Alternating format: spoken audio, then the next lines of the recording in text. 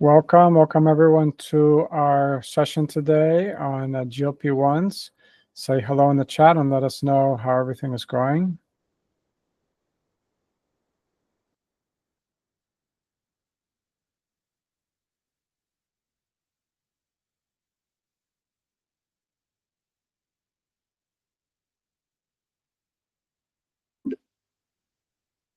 So welcome everyone again to our conversation today on GLP-1s and the new rage of the wonder drug that everyone is talking about. So it's one of the great things that we keep hearing about, and so we're going to talk today about their benefits, the challenges, the strategies, and what it is that is appropriate here. So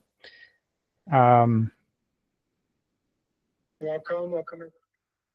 Definitely something that we invite you to let us be interactive with, and let us know questions in the chat. So to keep ourselves on track and on time, let's get started. Today, we're going to talk about GLP-1s because they relate to diabetes. Here at E4 Diabetes Solutions, we care about diabetes. Diabetes is a worldwide epidemic. About 1 in 4 people are undiagnosed with diabetes, and 30% of the people have prediabetes. It's really something that is critical and needs to be looked at. And if you are someone who knows you have diabetes, this is for you. Someone that has a friend who has diabetes, if you are curious about your health, this is something important for you because it helps you stay on track with things that keep you healthy and keep you out of that diabetes range. So today we're going to talk about how these new GLP-1s work. This includes Ozempic and Mounjaro and Wegovy and all the different brand names, but they all are of this category called GLP-1s. We're going to talk about the research and the long-term side effects. We're going to talk about different strategies to weight loss and control your blood sugar aside from the GLP-1. So GLP-1s are certainly one option, and we'll look at some other options. We'll talk about how E4 Diabetes Solutions, how we can support you, how people who have gone through our program have improved without GLP-1s, and answers to your questions on that front too. So one of the key things is just remembering that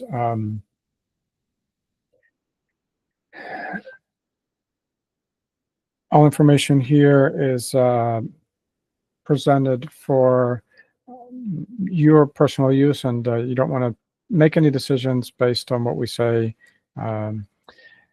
without consulting your doctor. So it's really important for you to not start or stop any medications without consulting your doctor, and make sure that that's a key component there.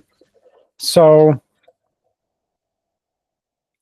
for any of you who don't know me, I'm your host, John Vargasetti, director here at E4 Diabetes Solutions, and focused on making sure you all improve your health and are on this journey towards optimum health.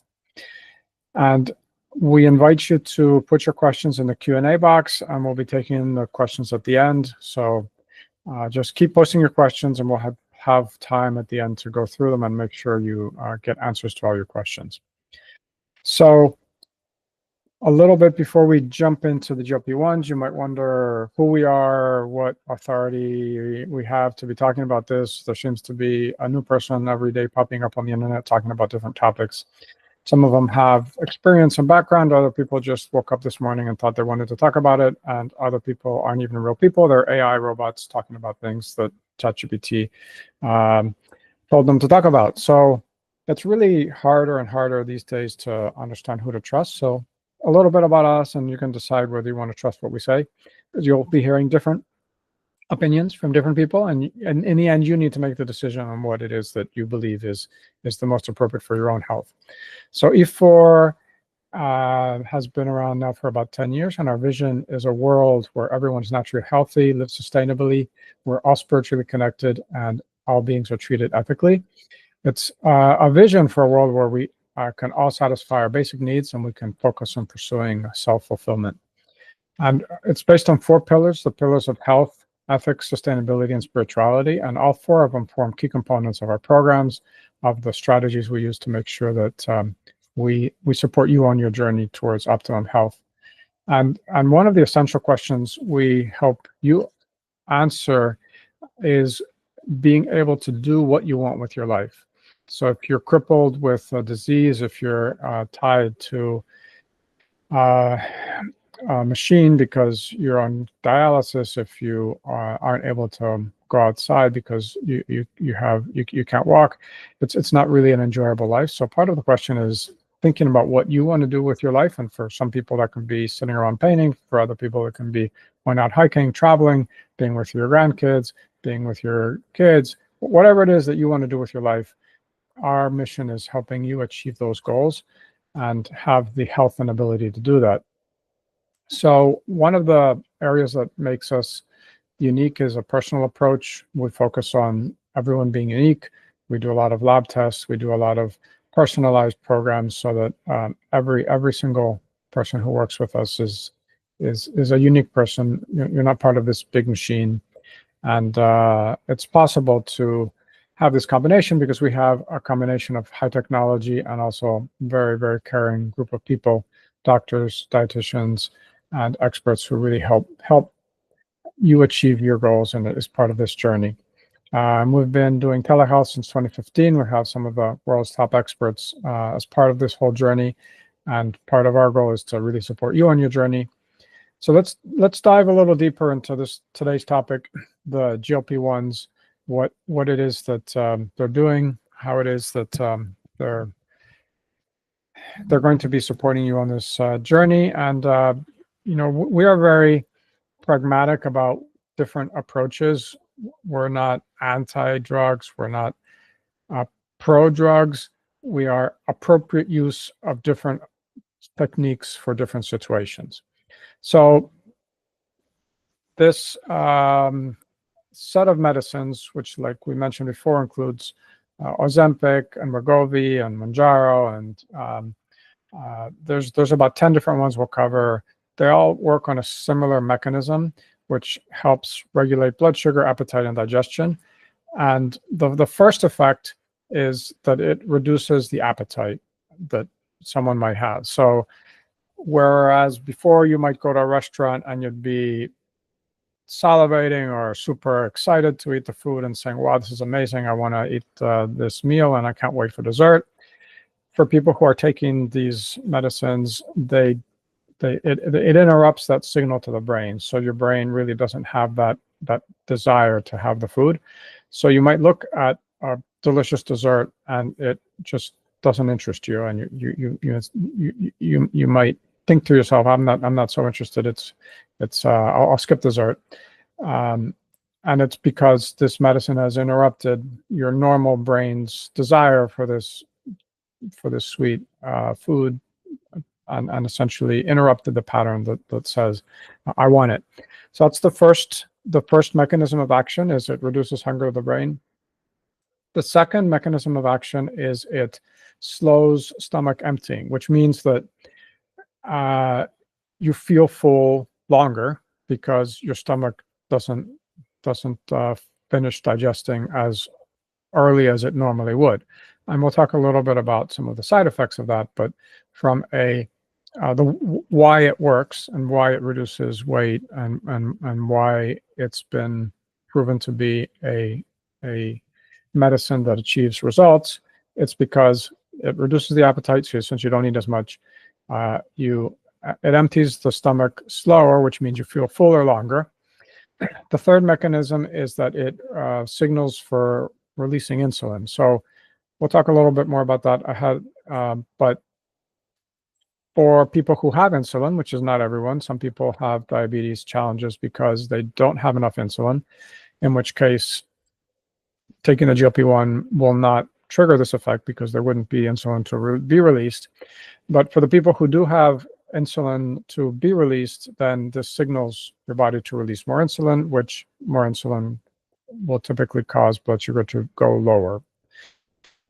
The fourth mechanism of action is it reduces the amount of glucose that's produced in the liver, many times you need to wake up and get off and run to work, and you don't have time to eat. So how is it that you're able to do that if you haven't eaten anything in the morning? Or many people do workouts in the morning without eating.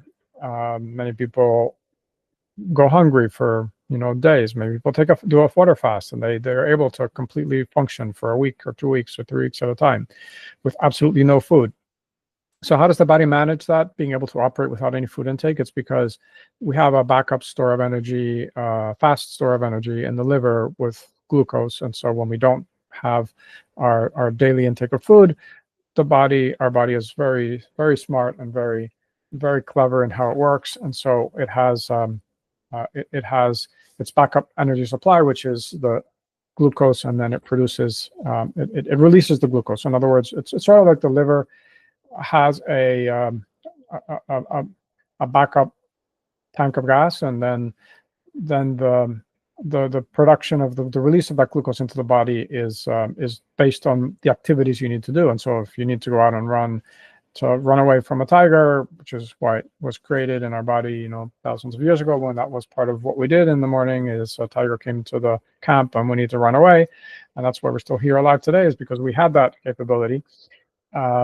That comes from that backup store of glucose in the body. And so what the fourth mechanism of action of GLP-1s is it reduces that production of glucose, so there's not as much of that backup gas available to give to produce energy, so the blood sugar doesn't go up as high. So those are the four different mechanisms of actions for the GLP-1s. So there's actually 10 different brands or brand names, and maybe even more coming out. There's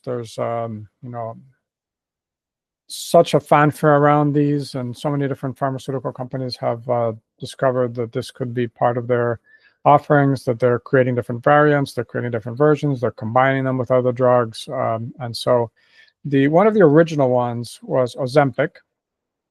And so Ozempic's been around for more than 10 years, and it's not new. It's this GLP-1s have been around for a long time. The fanfare around them is new, but the actual medicine is not new. It's been around for a while.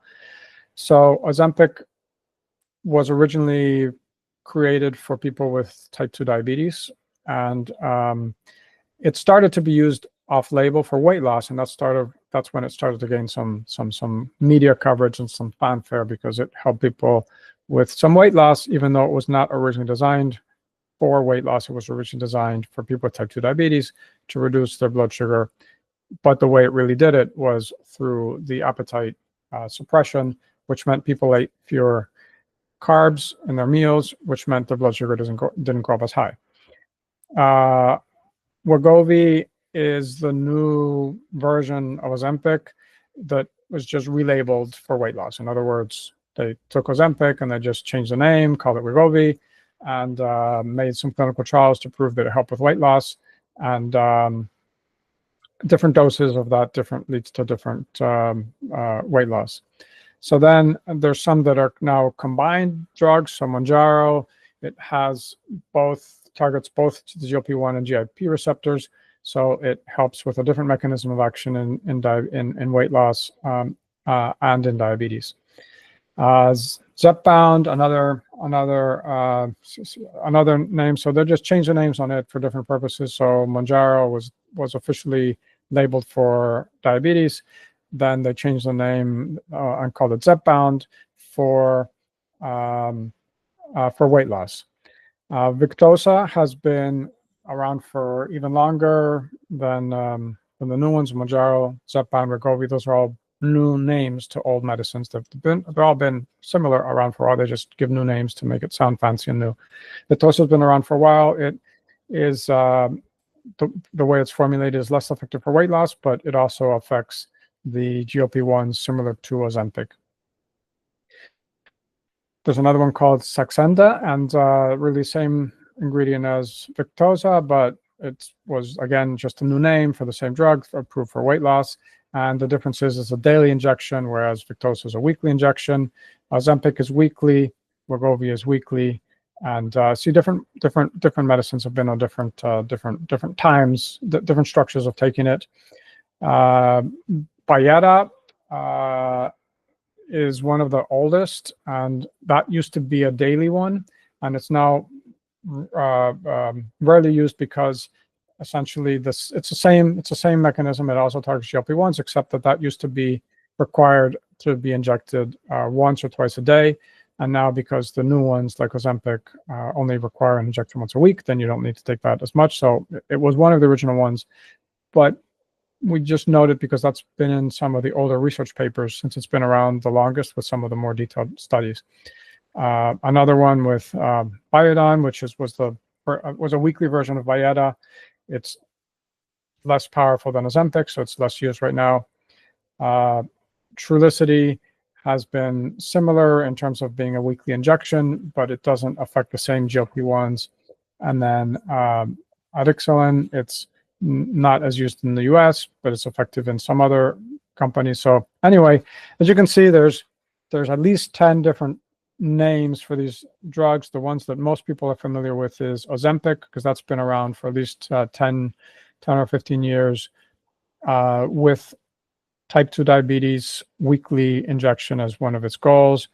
Wegovy, Mounjaro, and Zepbound are new names for the same medicine. They just rechanged a little bit of the branding and the research studies.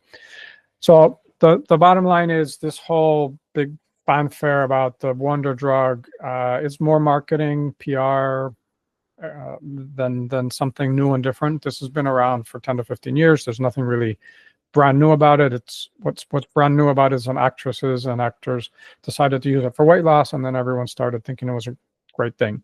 But they've been around for a very long time. There's really nothing new about them. It's just people are learning more about them and excited to use them for weight loss instead of their original purpose, which was for people who had type 2 diabetes and also needed to lose weight. So the question one might be asking is, who invented the GLP-1s? Where did they originally come from?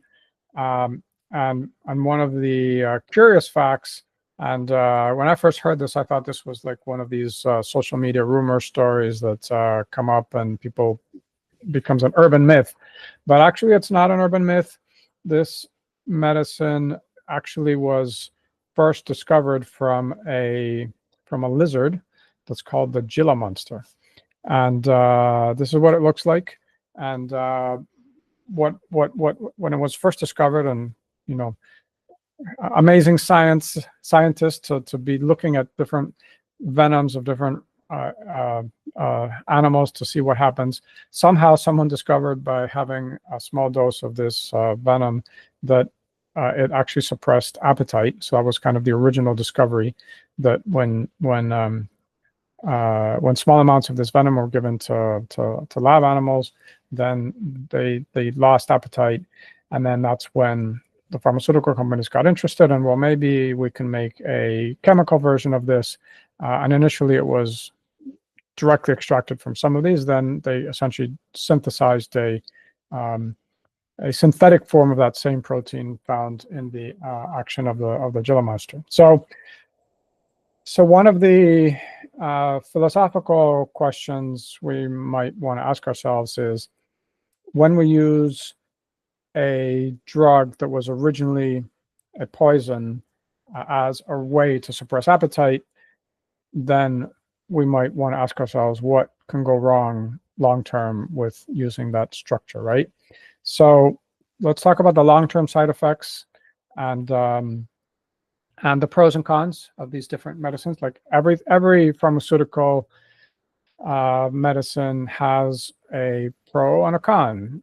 That's life, right? We have a benefit and a negative to everything we choose in life. We choose to walk down the street and we might get hit by a car, and we might get to the store and buy the food we want. So we walk to the store because we believe the probability of getting hit by the car is very low, and the probability of us getting the food we want is very high. And so that's how we live our life. We make choices every single day in terms of risks and negatives. So when we choose to take a particular approach in life, it's important to evaluate the pros and cons. And so the benefit of these GLP-1 medicines is they do produce significant weight loss, and the way they produce it is pretty much by not eating. And you could say, why do I need a medicine to not eat? I can just choose to not eat myself, and that is very true. You don't need a medicine to choose to not eat. If you choose to eat less, you will achieve the same results as the GLP-1s without having them. What happens is, obviously, we are tempted so much by so much food and so many choices out there, and we have many times addictions because the food companies have actually designed the foods to be addictive, not coincidentally, because the food companies were bought by the tobacco companies and they made foods more addictive. So it's not by accident that we're all addicted to a lot of the foods out there. And so it's hard to choose not to eat them when they're designed to be addictive. So you could achieve the same results without having the GLP-1s if you choose to not eat yourself, just as the drug is helping you not eat. The other benefit is it does improve blood sugar control, mainly by essentially eating less. But the second and third mechanism, like I talked before, was because it slows the stomach emptying and it actually increases the insulin production. And the cardiovascular benefits are really not a direct benefit. It doesn't help the heart in any way directly, but for people who are overweight and it helps them lose weight, the fact that they're losing weight helps improve their heart risks. So again, you can also achieve the same benefits by losing weight with other mechanisms.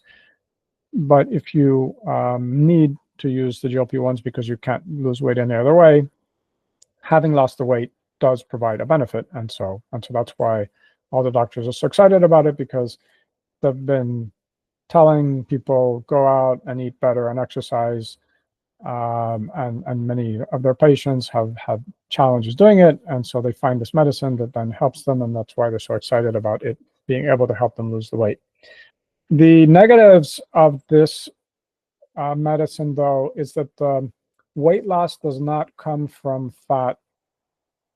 There's a lot of muscle loss, and so this is a concern because there's been significant amounts of research, especially in the last few years, showing that maintaining muscle mass as we age is an indicator to long, healthy life.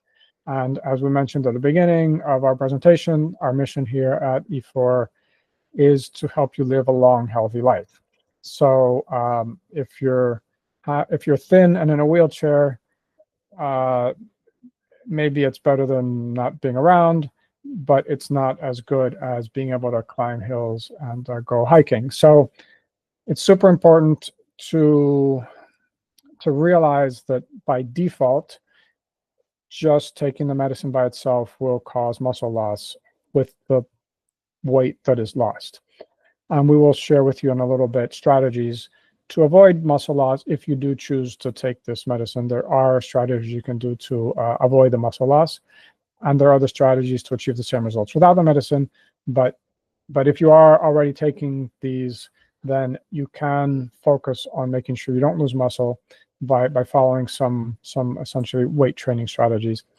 And so that's what we want you to be aware of. Just you need to understand the side effects, and you want to mitigate the side effects so you have choices and you have options on what you do. The other challenge is metabolic adaptation. It's been shown for a very long time that when people go on calorie-restricted diets, their weight, they have weight loss because they eat less calories than they use, but the body adapts to that lower calorie intake and essentially reaches a new steady state. So just making up a number, let's say you used to eat 2,000 calories a day before you start taking these GLP-1s, you then reduce your food intake to 1,500 calories a day because you don't feel hungry to eat that much anymore. And then after a year, your body's now all happy at 1,500 calories and everything's been stabilized. You kind of manage your energy. You probably don't have as much energy to do the things you used to do with 2,000 calories because you just don't have the input, but your body's stabilized so that it takes 1,500 calories. And then one of the challenges is that if you go off the medicine, which we'll talk about in a little bit, then because your body is used to 1,500 calories, if you eat 2,000, which is what you used to before you started the medicine, you will gain weight, whereas before you would have maintained weight at 2,000. So let's just, again, to go back to the standard 2,000 calorie diet that is one of the official numbers, but everyone's different. Obviously, you're not a statistic. No one needs 2,000 calories. 2,000 is just an average number. But let's say on average you would use 2,000 calories for your daily activities. If before you were eating an extra cheesecake a day and you were eating really 3,000 calories, then you'd be gaining a pound a week. So you'd be gaining 50 pounds a year, and after a few years, you'd be very obese, and that would not be good. Let's say you started taking Wegovy, you didn't eat that extra cheesecake every day. And in fact, because you didn't feel hungry, you also didn't eat the beans, and you didn't eat the meat, and you didn't eat the salad, and you just ate a little bit of like a small portion of maybe some salmon and beans. And I'm not making this up. This is exactly what happens. People eat less of the healthy foods, not just less of the unhealthy foods on these medicines, and that's why people lose weight and have essentially malnutrition in many cases. But knowing that, then you can adjust that, right? You can make sure that if you are on these medicines, the food that you do eat is very nutritious food, and that can be one of the key strategies you use to not be caught by these cons. So these cons can be mitigated, but you need to know that they're there. But so in any case, let's say you don't eat that cheesecake every day for a year, but you also don't eat the other healthy food. So for a year, you eat 1,500 calories. You've lost now 100 pounds. Now you're at 100 pounds. Let's say that's your ideal weight. Then you say, great, I've achieved my goal. Now I go off of Wegovy or any of these GLP-1s. And then because you've gotten used to not eating the cheesecake, then you're congratulating yourself and you say, hey, I've beat this. I'm just going to go back to eating healthy food. And you do that, and you go back to eating 2,000 calories of healthy food. Unfortunately, because your body's now adjusted to 1,500 calories, those extra 500 calories will start to have you gain a half a pound a week. So after a year, you'll have gained another 25 pounds back, even though you were on a very healthy diet, only eating healthy foods. So one of these challenges of the low calorie diets is that it causes this thing called metabolic adaptation, which means that over time your body adapts to whatever you're eating, and as soon as you add anything else, even if it's healthy food, you'll start to gain the weight back again. The other concerns are with thyroid, because it messes with your appetite control.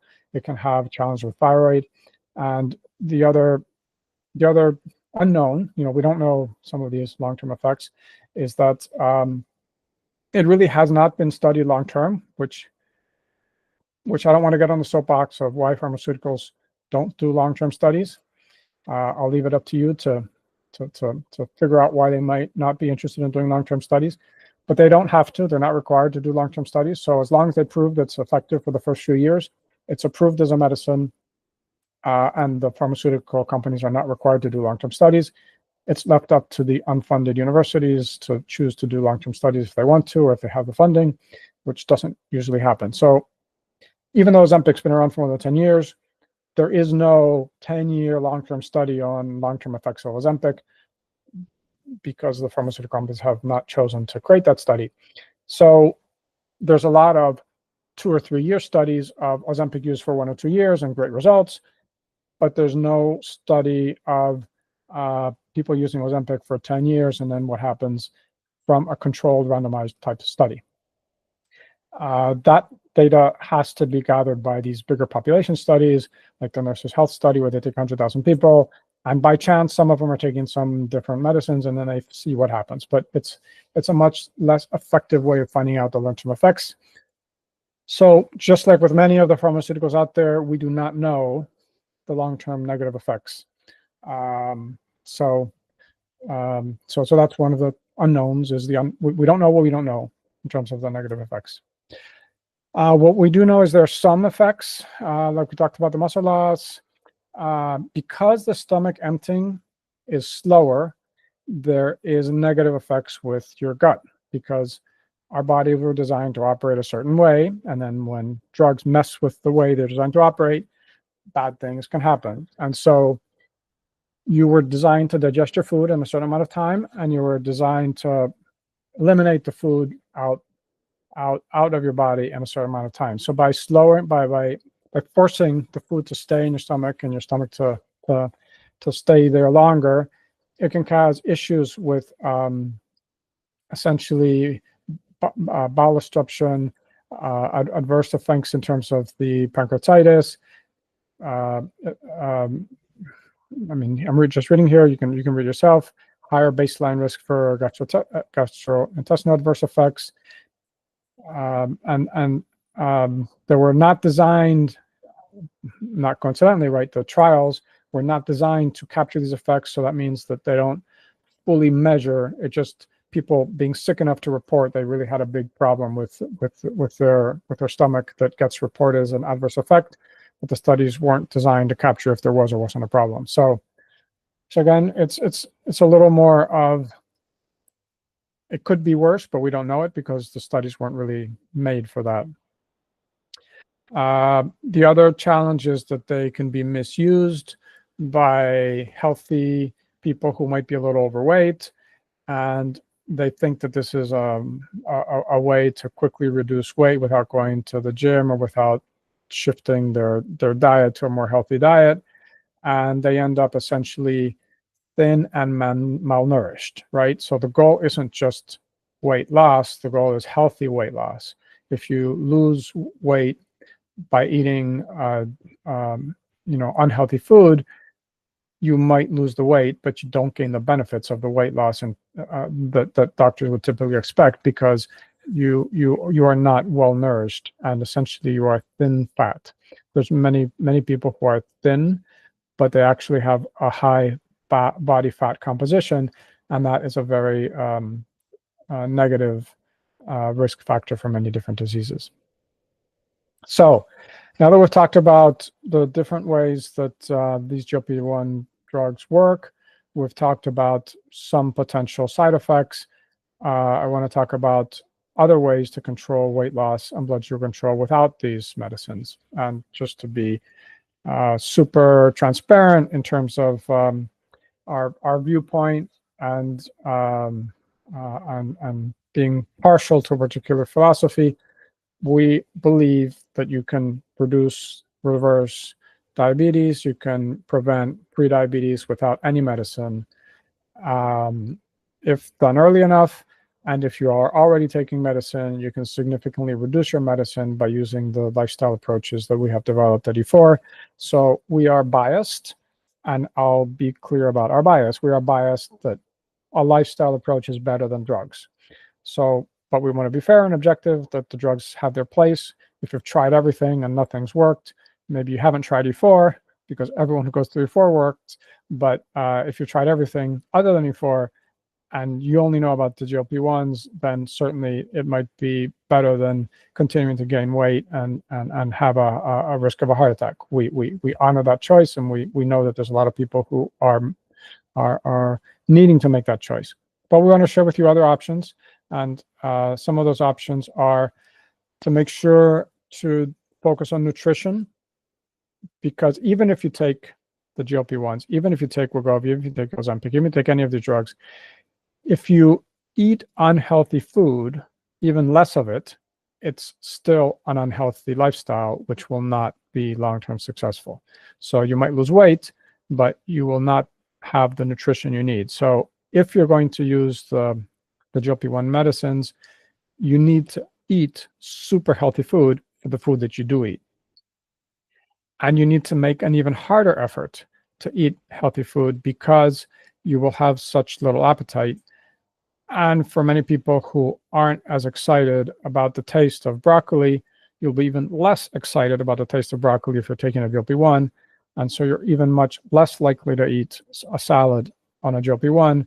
What many people end up doing is they eat a single cheesecake a day, or they eat croissant and coffee, or they eat, maybe some fast food, like a fast food meal or a burger or some tacos, but they eat only a little bit of it. They lose the weight, but they don't eat the nutritious food. And so the risk is because with the GLP-1s, you lose your ability to taste food properly. You aren't as interested in food. The less exciting food will be even less exciting than before. So if you didn't like salads and broccoli and vegetables before, when you take one of these GLP-1s, you'll be even less excited to eat that food. So you need to make an extra strong effort to focus on eating the food if you're going to stay on these GLP-1 medicines. The second thing you need to do is to make sure that you're focused on doing weight-bearing exercise. Because you're going to be losing weight, because you're eating less, you need to make sure you're moving those muscles. If not, you're going to lose muscle mass, and muscle mass loss is very, very dangerous. And so if you're going to be on one of these medicines, you need to make sure you're focused on losing the weight as fat, not as muscle. And so our E4 Life program, we can exceed the benefits of the GLP-1s and have none of the negative side effects that the drugs have. And we'll talk about the E4 Life program more in detail and how we can achieve that. So the E4 Life program is not just a diet. It has 10 components. It has the diet, it has movement and exercise, it has when you eat, it has optimizing your sleep. It focuses on reducing stress, improving digestion, improving the ability to have the proper supplements and nutrients, getting rid of toxins in your body, doing a genetically optimized program, and focusing on prayer, your inner mind, your inner work on making sure that you're making the right choices because of the right reasons. So all these are components of the E4 Life program. And just I'll focus on the diet for a minute. Our diet has been optimized to reduce diabetes while being as nutrient dense as possible. So it's a combined of the best of vegan diets, microbiotic diets, the DASH diet, the raw diet, paleo diet, Mediterranean, low carb, plant-based. It's a unique diet that combines the best of all these pieces and is low glycemic, low carbohydrate, low net carbohydrates, and then also very nutrient dense, very healthy for reducing weight and also providing the nutrients that you need. So if you were to adopt an E4 diet, you wouldn't need to go on the GLP-1s because you would be able to lose the weight if you follow our program very, very strictly. So the diet is just one piece, but if you incorporate all these different pieces of the program, we achieve very,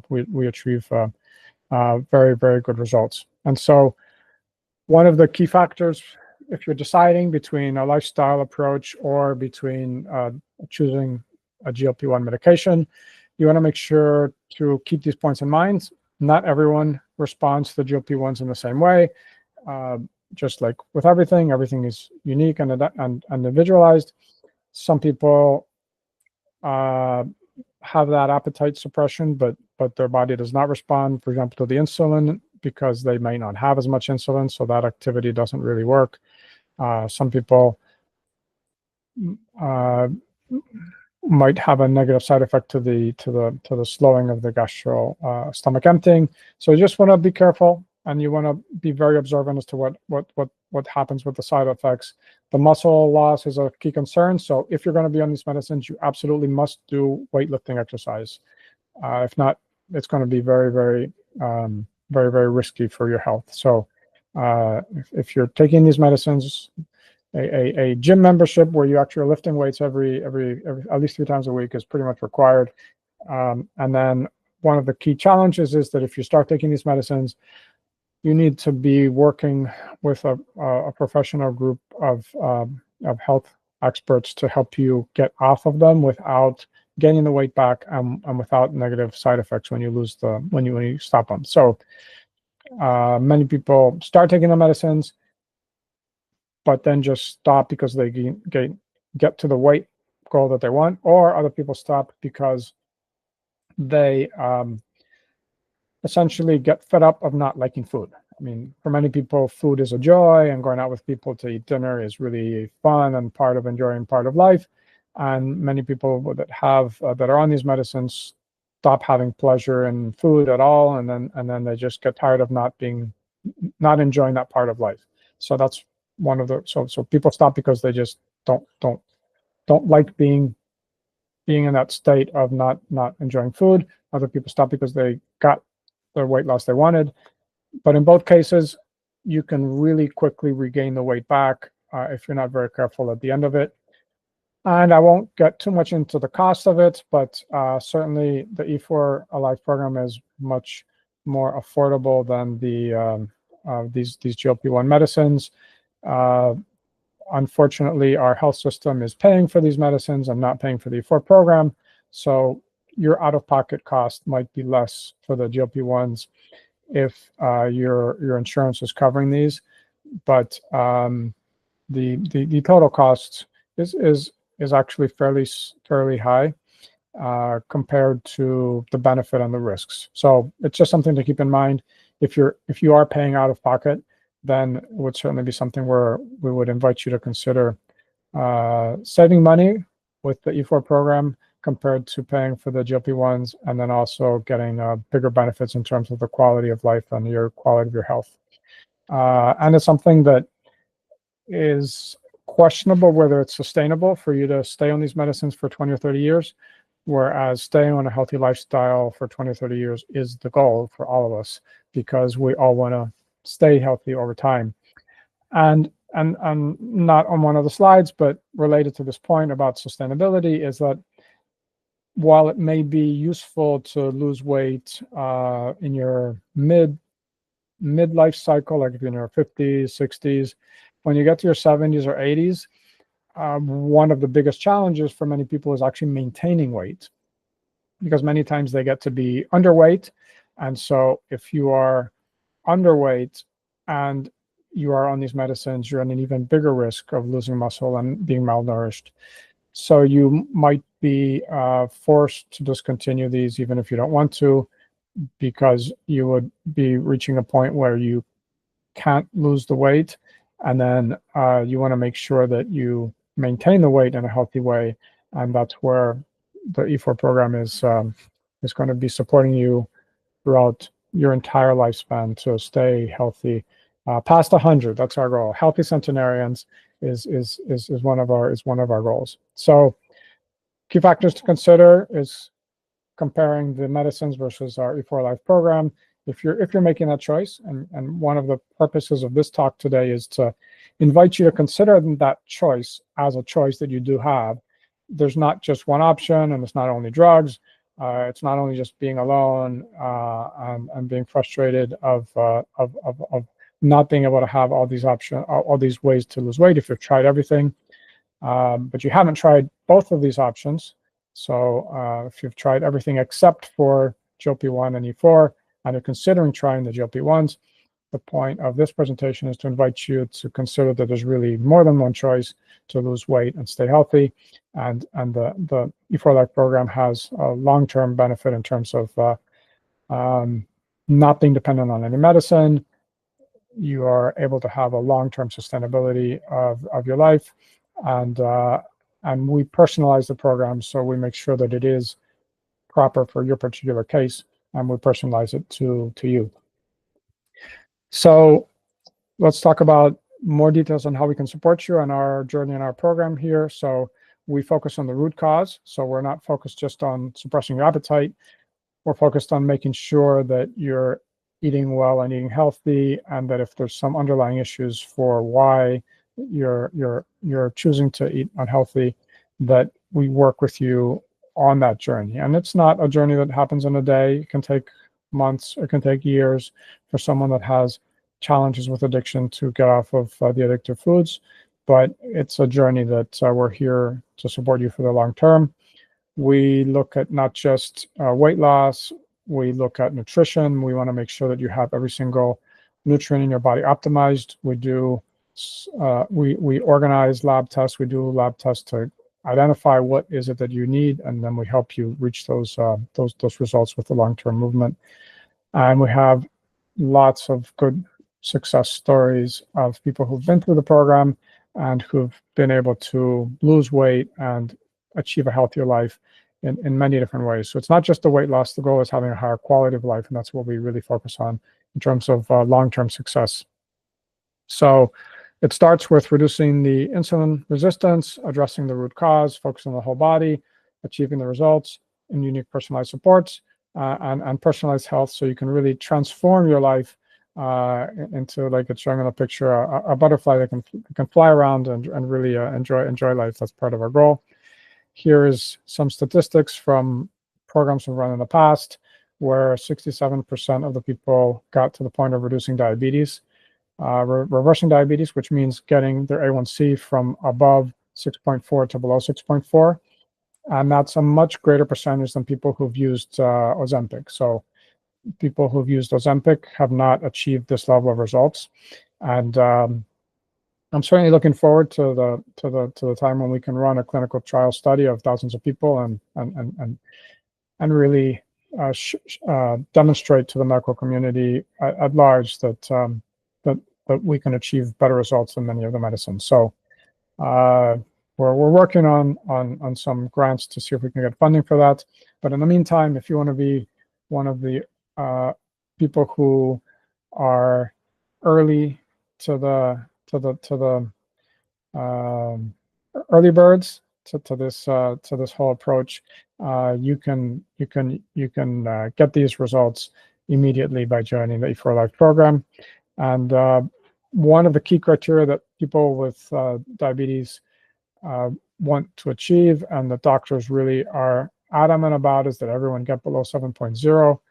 And 80% of the people who joined our programs with an A1C above 8 have above 7 have lowered it below 7. So again, significantly better results than people who've gone on the GLP-1 medicines. Again, comparing to metformin, which is another medicine that has very few side effects. So one of the first medicines that many people try when they start on this whole diabetes journey is called metformin. Metformin reduces A1C about 0.5%. Most of the people in our program have reduced their A1C by 1.5 points or more. So it is possible. Don't give up hope. If you have tried everything but haven't tried E4, then we invite you to try E4. Lowering your A1C is possible back into the optimum range. And we've had people who've had A1C above 10 go as low as 5.0 into the optimum range. And that's because we include analysis, we include learning, we help you validate it, and we go on this continuous improvement loop where we keep iterating on how to improve and how to keep on this journey. It's not a one-day thing; it's a lifestyle that we invite you to keep living for the next 50, 100 years of your life, right? And how do you join E4? What's the journey with us? You can start by jumping into the program straight away, or you can start by just doing some labs with no commitment of anything further, just a one-time analysis of where you're at. We encourage you to start there with labs and just to have a clear picture on where you're at in your health, because that'll give you insights into how we can personalize the program for you, or how you can personalize your journey, whether or not you choose to continue working with us in the long term. So learning about your body, taking the labs is really one of the, we invite you to take that next step, and then we guide you in terms of the journey. We do a second set of labs to validate your improvement, and that's part of what we've seen in many of the people who've joined our program. And we're here for you. We'll guide you every step of the way. The labs are pretty much anywhere in the US. We use Quest Diagnostics, or we can also use LabCorp in cases that you don't have a Quest near you. And we organize the labs, we coordinate everything, and we take care of all the paperwork and all the logistics. So all you need to do is show up to the lab, and we'll guide you through the lab process and through the process of getting your results. And here are just some examples of the labs that we can help you get, and we recommend, because your typical doctor yearly physical only includes a very minimal set of labs. And so maybe they'll look at your weight, look at your blood glucose, and say, hey, here, why don't you try Ozempic, or why don't you try Mounjaro, why don't you try one of these because it'll help you lose weight. But they're not looking at the bigger picture and what that might be happening. They're not looking at your inflammation. They're not looking at maybe have challenges with your liver or challenges with your kidney.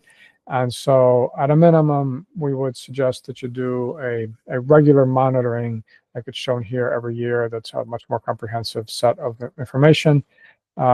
and as at least a one time every 5 years or one time every year, or just one time period at the beginning of your journey of reevaluating your health. Look at where you're at by doing a comprehensive full body or metabolic exam to see how you're at. So we generate a personalized report that gives you the information of where you're on those templates of blood sugar. We give you details on all the different parameters and help explain it to you with a live meeting. So you might want to not just hear me say it, but hear some of our prior participants saying it. Here's a participant, like I mentioned before, their A1C was starting at 9.1. They reduced their A1C to 5.3 after about 8 months.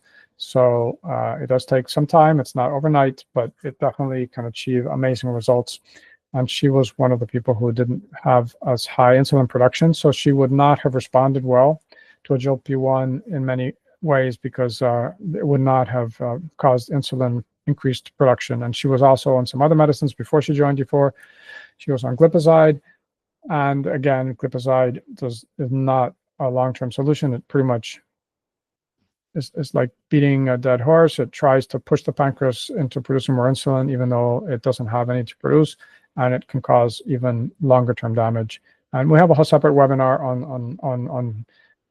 on those medicines, so I won't take too much time here. But the net effect is she got off medicines and she reduced her blood sugar. So again, you don't have to have medicine to get successful results. There's other options, and that's what we're essentially mentioning here. There's other ways to do it where you aren't tied to a medicine all the time. Kathy was just about to need to get a kidney transplant and had stage 4 kidney disease. She was on the kidney transplant list, but she was able to get off all of her insulin. She was able to reduce her kidney disease so that she did not need a transplant anymore, and she was able to go off and get a cruise and start going back to do aerobic training, which she used to do. And so this is all, again, about being able to live the life that you can enjoy. Kay was also just on the verge of having kidney challenges. She wasn't yet at the dialysis, but she was close to dialysis. Her nephrologist had told her that if she continued on this journey, that they would need to place her on dialysis. Her A1C was very high. She was on insulin, and so she, and this is part of the journey. Not everyone needs or is appropriate to completely get off insulin. Our insulin is, this is why we're not against medicine. We're for appropriate use of medicine. In Kay's case, the lab test showed that she actually needed some level of insulin, and so it's appropriate for someone like that to continue to be on insulin because they need that support. But if you have too much insulin, then you actually gain weight, and it's a negative side effect. So having the proper amount of insulin is appropriate, and we were able to help her optimize her insulin levels. Someone with prediabetes who later joined our program as one of the coaches, she thought she was in perfect health. She went to her doctor and then got her A1C, and it was 5.4. It was 5.7 before because she had prediabetes, and then she went down to 5.4 and was and also lost the weight. So she's a coach now with U4 program, helping you on the journey. She's been through it, knows how it works, and can help you achieve those results. So I want to make sure that we can answer anyone's questions that that you have here, so that we can make sure that if you have questions, you can answer them. So let us know if you haven't put a question in the chat. What's been on your mind? What are you most curious about with what we just talked about? What burning thoughts have been on your mind maybe for a while about these GLP-1s? What is it that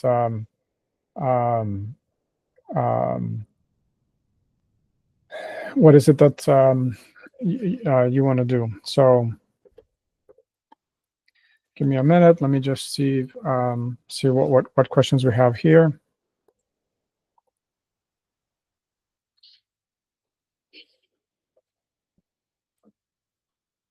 All right, so there's a question about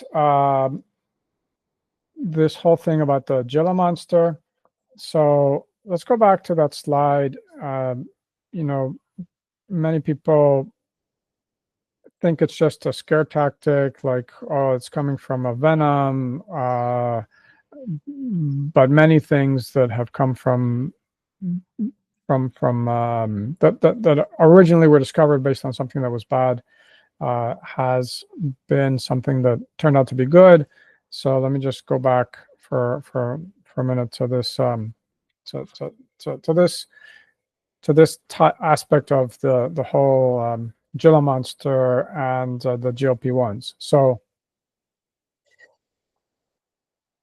the essential question is it fair to scare people saying that it comes from a Gila monster and that you shouldn't have it because it was venom? So there's many valid medicines that are originally poisonous, and when taken in small quantities, they can be a benefit. So if you think of every single vaccine that is, well, except for the COVID vaccines, we don't want to get into that whole soapbox right now.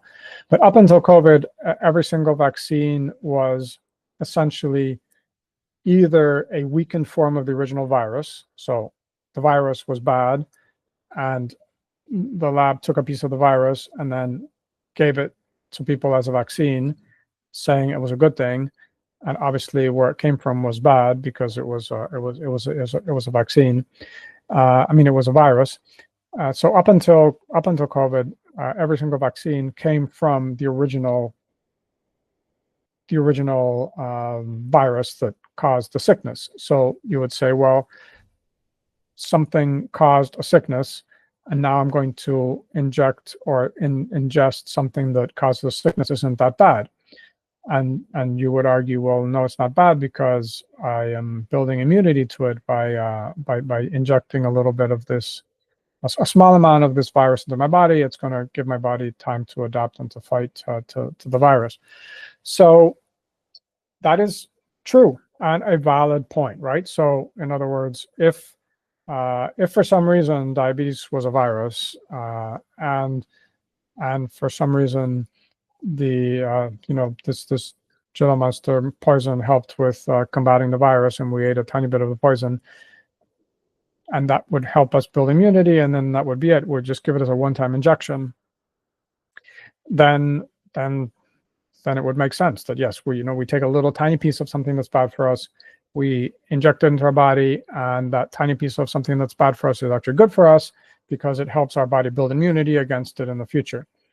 But take this now to the example of what's happening with the GLP-1s, right? You're injecting every single week this synthetic venom, right? So you're injecting this every single week into your body.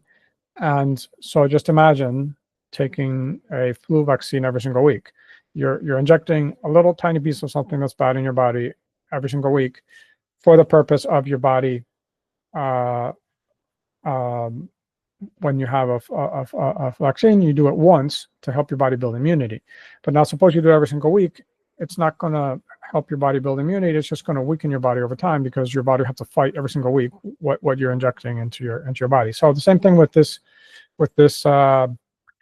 venom that we're injecting, the synthetic version of the venom that we're injecting for anyone who's using this every single week.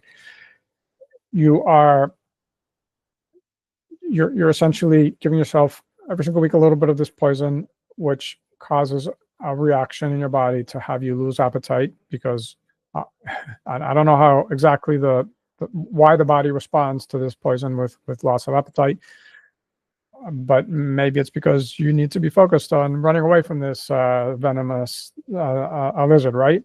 And you don't have time to eat when you're in danger. So somehow it's tricking your body into thinking food is not the priority right now. The priority right now is a fight against this stressful event.